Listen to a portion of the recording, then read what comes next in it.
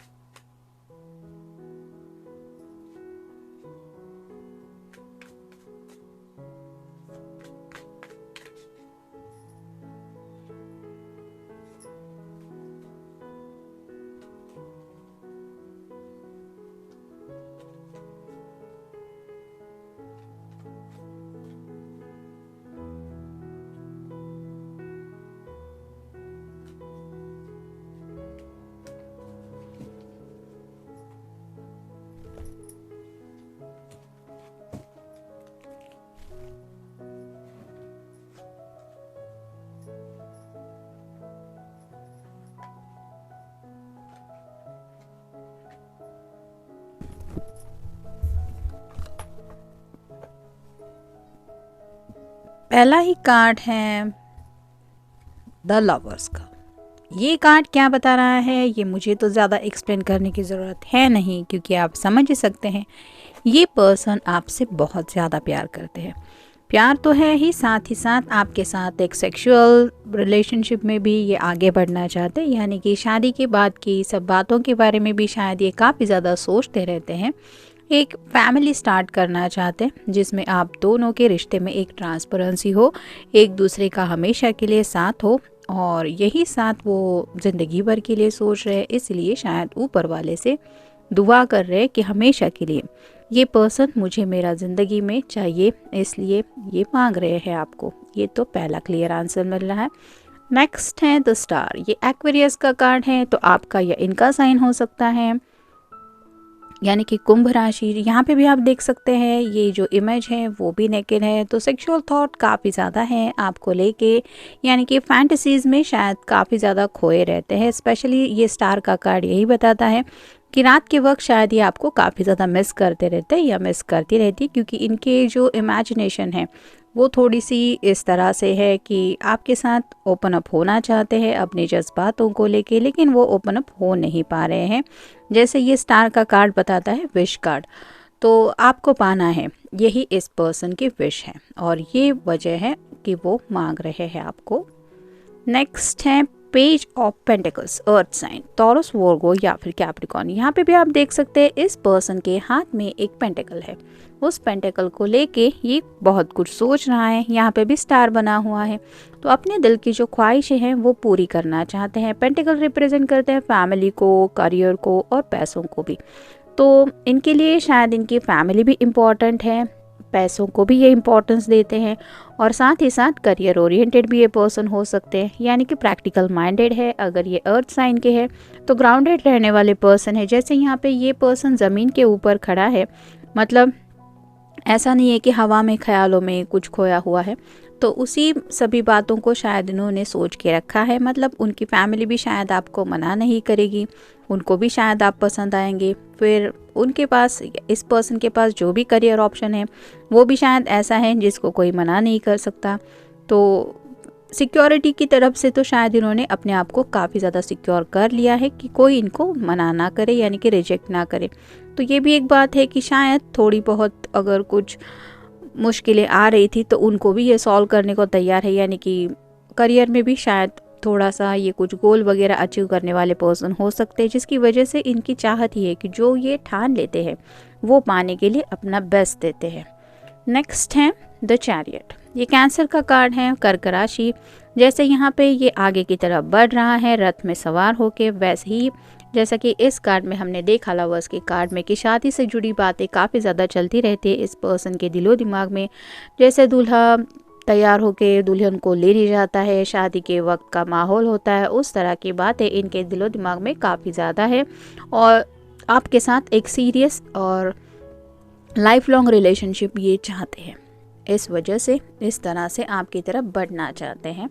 ये भी एक वजह है कि वो आपको मांग रहे हैं ऊपर वाले से कि मुझे इस पर्सन की तरफ ज़िंदगी में, इस पर्सन के साथ ज़िंदगी में आगे बढ़ना है। यहाँ पे भी आप देख सकते हैं 2 सिंबल है, एक ब्लैक है एक वाइट है। यहाँ पे भी जो कपल है ये दोनों हैं, तो ये आपके साथ ही आगे का सफ़र कंटिन्यू करना चाहते हैं ज़िंदगी का।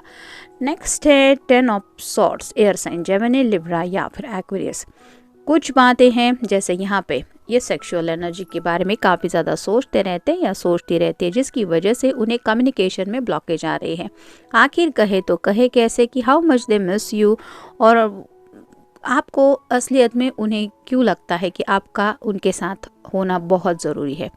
और कुछ जज्बात ऐसे होते हैं कि दिल में तो काफ़ी सारे जज्बात होते हैं, लेकिन ज़ुबान से हम वो बातें साफ साफ नहीं बोल पाते, क्योंकि हमारे संस्कार होते हैं, एक लिमिटेशन होती है, एक बोलने का तरीका होता है, एक अंदाज़ होता है। मतलब कोई भी किसी के बारे में कितना भी पैशनेटली क्यों ना सोचे, वो बात सामने वाले पर्सन को बताने के लिए लिमिटेशंस आते हैं, और ऐसे ही लिमिटेशंस ये पर्सन फील कर रहे हैं, जिसकी वजह से इन्हें लगता है कि कम्युनिकेशन को लेके काफ़ी ज़्यादा ब्लॉकेजेस आ रहे हैं। ये अपने जज्बात, असली जज्बात आपके सामने रख नहीं पा रहे। ये भी एक वजह है कि वो ऊपर वाले को ही बता रहे हैं कि हे भगवान, आप तो जानते हैं मैं इस पर्सन के साथ सीरियस रिलेशनशिप में इन्वॉल्व होना चाहता हूँ या होना चाहती हूँ, ज़िंदगी भर के लिए साथ के बारे में भी ये सोच रहे हैं, और इसी वजह से उन्हें लगता है कि ऊपर वाला उन्हें हेल्प करे आपको उनके ज़िंदगी में ला के, इसलिए भी शायद ये दुआ कर रहे हैं। और फाइनल कार्ड है 3 of pentacles, earth sign, Taurus, Virgo या फिर कैप्रिकॉर्न। हो सकता है इस पर्सन के फैमिली वालों से भी ये डिस्कस कर रहे हैं आपके बारे में कुछ, यानी कि उनकी भी हेल्प ले रहे हैं, और उन्होंने भी शायद बता दिया है कि हाँ अगर तुम्हें पसंद है तो हमें कोई एतराज़ नहीं है।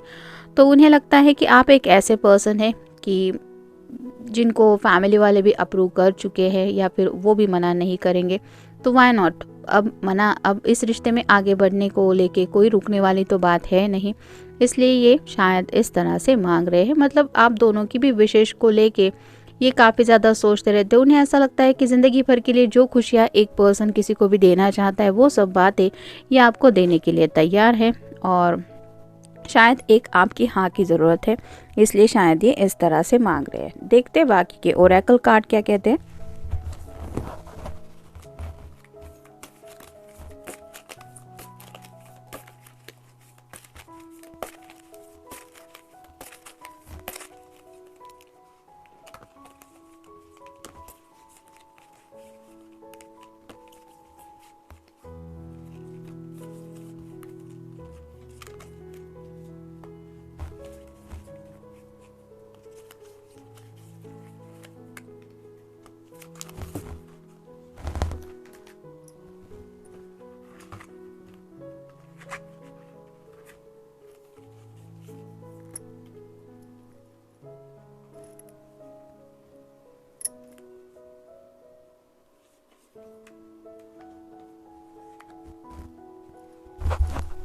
पहला ही कार्ड है मैसेज।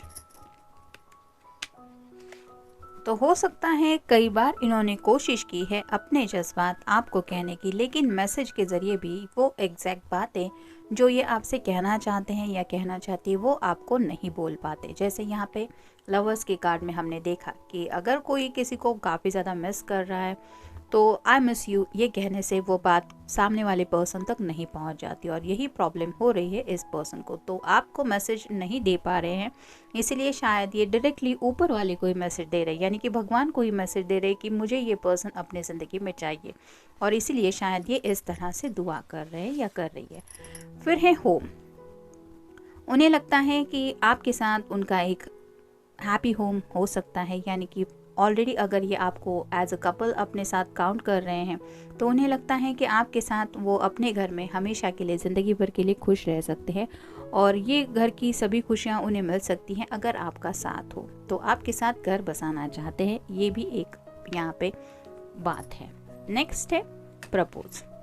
तो अगर इस पर्सन ने आपको प्रपोज किया है तो उस बात को फाइनल स्टेज तक ये लेना चाहते हैं। जैसे यहाँ पे भी हमने पेंटाकल के कार्ड में देखा कि शादी ब्याह से जुड़ी बातें उनके मन में आ रही हैं, और अगर नहीं किया है तो आपको प्रपोज करने के बारे में भी शायद ये काफ़ी ज़्यादा सीरियस है। इसलिए भी शायद ये ऊपर वाले को पहले ही मांग रहे हैं कि मुझे वो पर्सन अपनी ज़िंदगी में चाहिए। मतलब जब उन्हें लगे कि हाँ पूरी तरह से अब उन्हें वो कॉन्फिडेंस मिल चुका है कि आप उनको मना नहीं करेंगे या मना नहीं करेंगी, तब शायद ये सामने से प्रपोज करने के बारे में सोच रहे हैं। नेक्स्ट है लॉन्ग वे।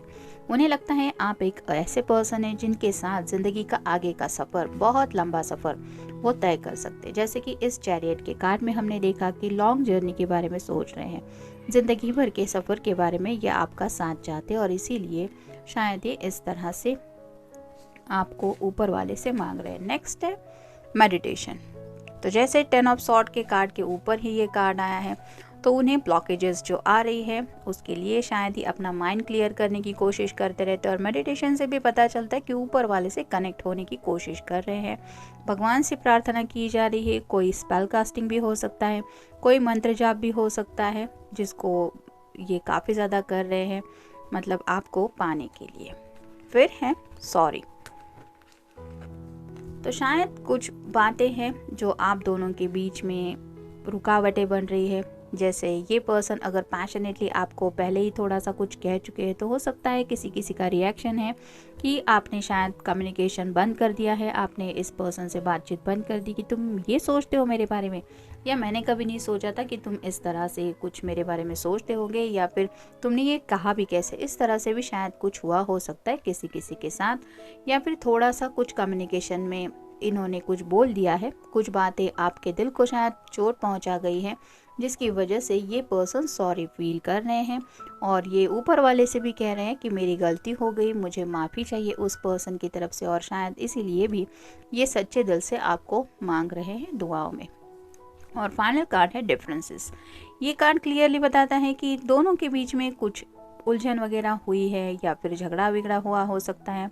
ज़रूरी नहीं है कि सबके साथ ऐसा झगड़ा हुआ है, लेकिन किसी किसी के साथ ऐसा ये कार्ड जा सकता है कि झगड़े की वजह से ये पर्सन आपको दोबारा पाने के लिए ऊपर वाले की हेल्प ले रहे हैं, और इसीलिए आपको दुआओं में मांगा जा रहा है। तो जनरल रीडिंग है, आपके साथ जितना रेजोनेट हो उतना ले लीजिए। मिलते हैं नेक्स्ट रीडिंग में। Till then take care.